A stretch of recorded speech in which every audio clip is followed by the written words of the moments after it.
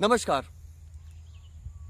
जंगल को बचाने के लिए आवश्यक होता है कि जो जंगल के जानवर हैं, जो वन्य जीव हैं, उनको बचाया जाए। जंगल एक प्रकार का प्राकृतिक पर्यावास है और उसको बचाना बहुत ज़रूरी है। धरती पर सिर्फ जंगल ही नहीं है जो प्राकृतिक पर्यावास हैं जिनको बचाना आवश्यक है, और भी प्राकृतिक पर्यावास हैं जो बहुत महत्वपूर्ण है, जैसे घास के मैदान हैं, जैसे कई पर्वतीय इलाके हैं, समुद्र हैं, नदियां हैं, तालाब हैं।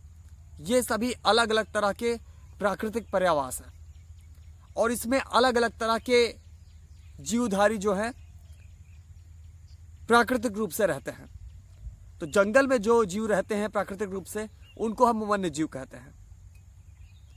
लेकिन मेरे पीछे ये नदी है, टेढ़ी नदी।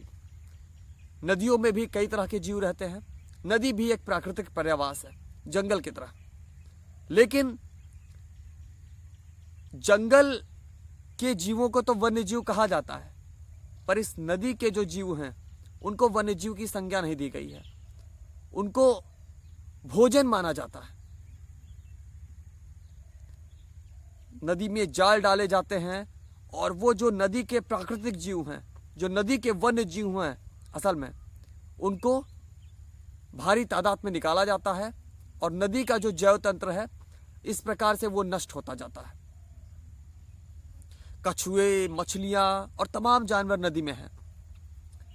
वे सभी प्राकृतिक रूप से उस नदी में रहते हैं। जैसे जंगली जानवर जंगल में प्राकृतिक रूप से रहते हैं, तो जैसे शेर, हिरण, हाथी, गैंडा, ये सब जंगल के वन्य जीव हैं, वैसे मछलियां, कछुए, डॉल्फिन, घड़ियाल, मगरमच्छ, ये नदी के वन्य जीव हैं। तो नदी का जो वन्य जीवन है उसको भी, उन जानवरों को भी वन्य जीव की संज्ञा देना बहुत आवश्यक है। हमने अपनी लालचवश उनको वो संज्ञा नहीं दिया। उनको हम सी फूड बोलते हैं या भोजन की तरह उनको हम ट्रीट करते हैं, पर आखिर वो भी तो वन्य जीव हैं। वो भी तो प्राकृतिक रूप से उस प्राकृतिक पर्यावास में रह रहे हैं। दूसरा, आजकल नदियों को, तालाबों को पट्टा किया जाता है सरकार के द्वारा।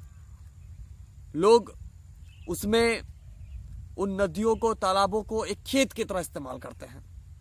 वो प्राकृतिक पर्यावास है, उसमें मछलियों की खेती की जाती है।